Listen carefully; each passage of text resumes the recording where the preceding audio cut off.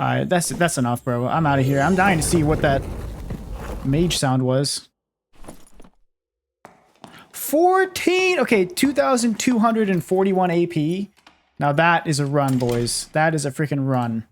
Alright, boys. I'm going to show you how I'm going to be ranking up to Demigod. But essentially, it's just abusing the crypts. On the crypts, I can get like positive over 1,000 AP in the green per run. So like after the entrance fee.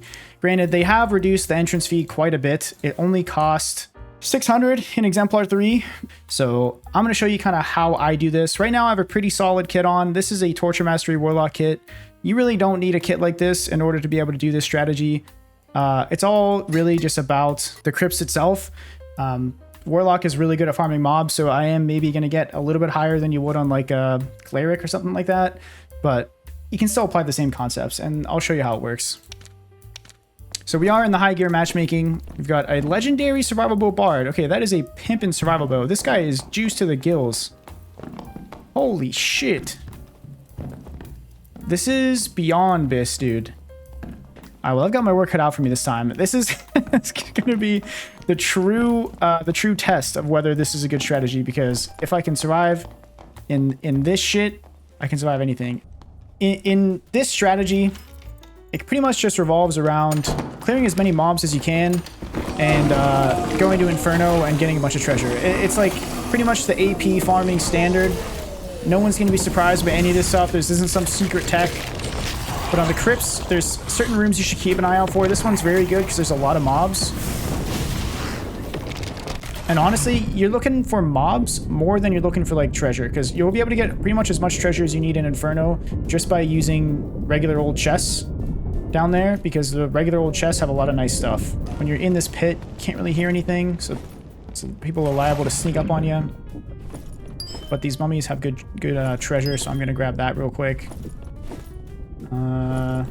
Yeah, see, exactly. Only get 1 slot treasures that are green and higher, and then you can get like blue, like 4 slotters if you want to. Do what you can. Also, instruments are good because you can put them in your utility slots. They don't take up as much space.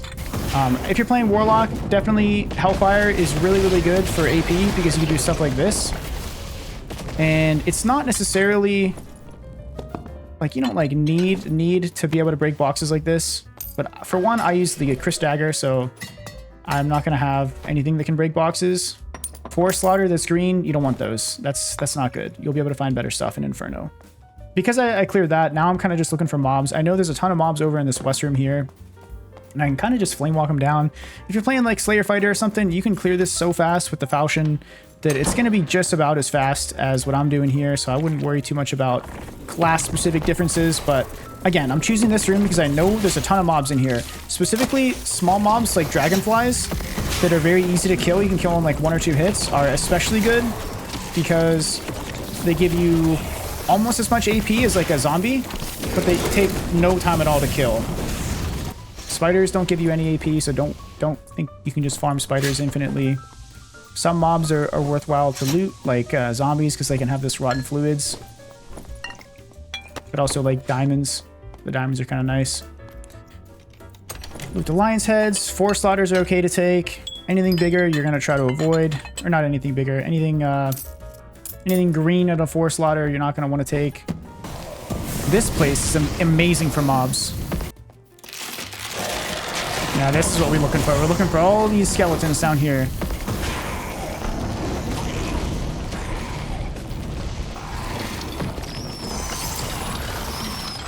Look at that. That's some nice shit right there. And we are just going to rush Lion's Heads. If you guys don't know the crypts that well, there are so many Lion's Head chests on the crypts. It's actually insane. So that's part of what makes this strategy so effective, is that there's just way more Lion's Heads than you should ever have as a solo player.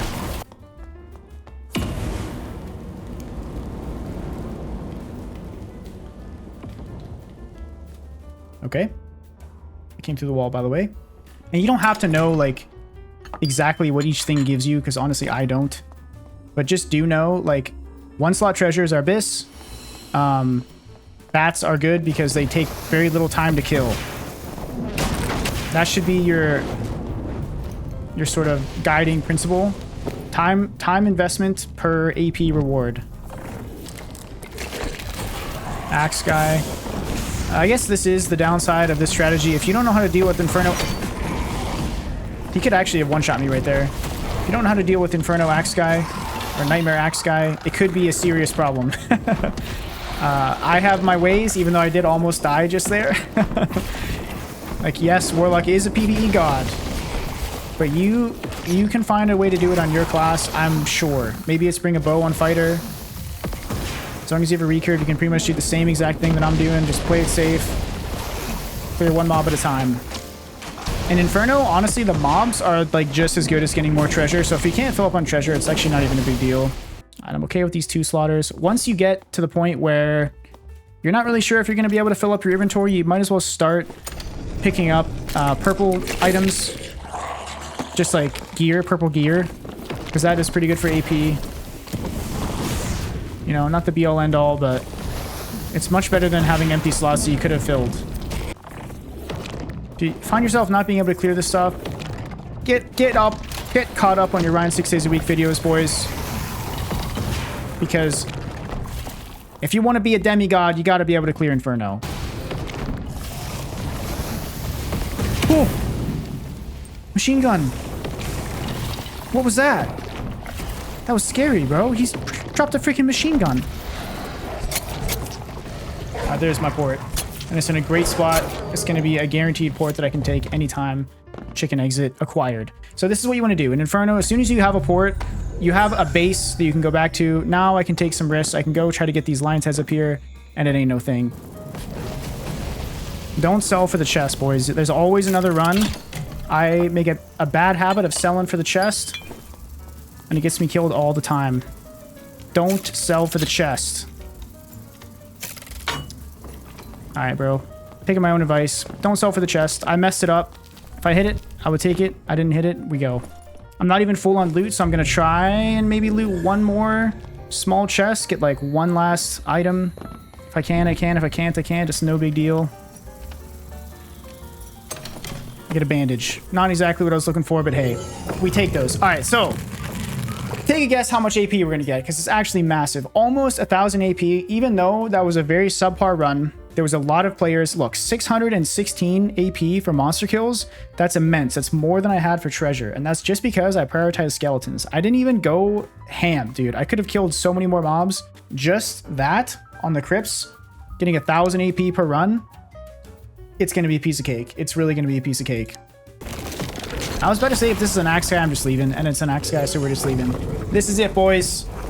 This is Demigod. Season 2. Dark and darker. It was way harder than last season, I'll admit. We have secured our icy Troll's Blood on the Rocks for next season. And I, for one, could not be happier that it is over with. You can bet your ass this character is not entering another solo dungeon for the rest of the leaderboard season. If you guys haven't hit your demi yet, good luck. I got it done, and I'm pretty sure you can too. GG's, guys. Until next time.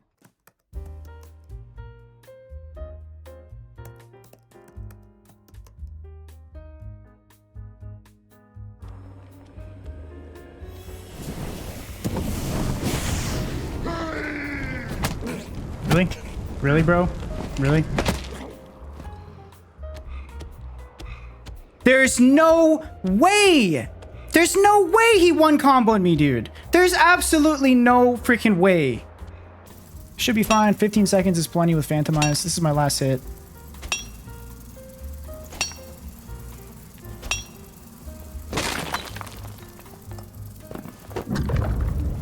Alright.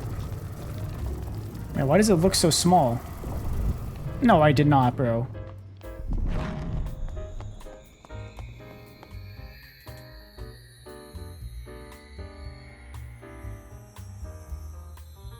That's GG for today. I tell you that much. That is GG for today.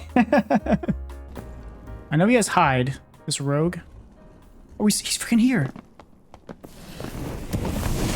It's the fighter.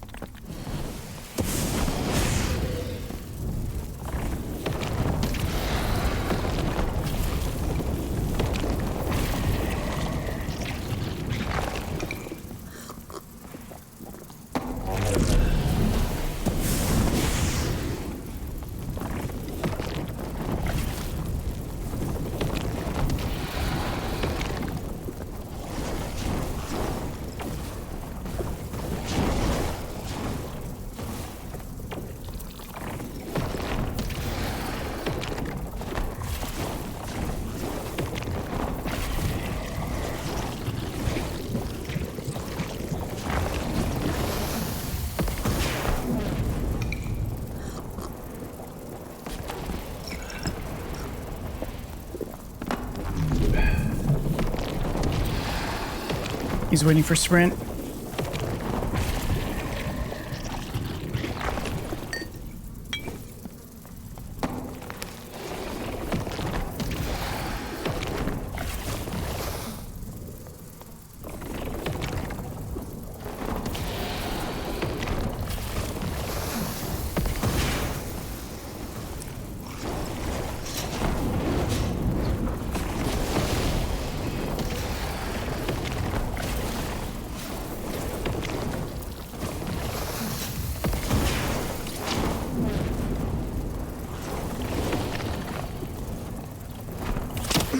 Oh my god. I might be dead. I might die to the freaking zone right here. I'm dead to zone. No shot! No shot! Bro, Warlock sucks. Warlock sucks, dude. Alright, well, I tilted off the game, but I'm back. I kitted up again. What annoys me about the state of cheating in Dark and Darker is not even that, like, cheaters exist. I hate the feeling of having a fight and like watching it back and then having to think to myself, like, wait a minute, did that guy have ESP? Like, that was kind of suspect. And the game is better and gaming is more fun when, you know, you're looking for ways to become better and not looking for ways to like make excuses. And I sit here and I wonder, like, is that a me problem? You know, like, is that me that's the issue? Am I just like too like easy to chalk it up to something that wasn't my fault? Or is that something that's happening in Dark and Darker as a game? It does suck that I'd have to fight that fighter with like essentially what is just a shitter kit because I murdered, or I keep dying. Wait, what the? How, bro?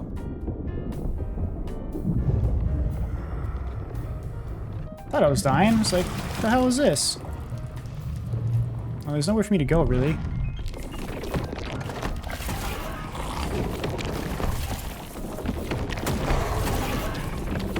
Alright, this is my chance to get out. Came through here? How the heck did he know what was going on?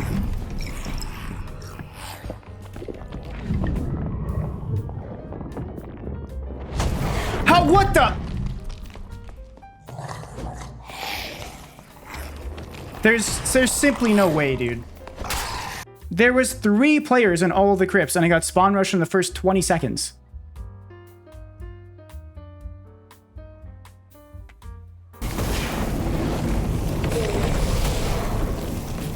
Why do I feel like I'm dying?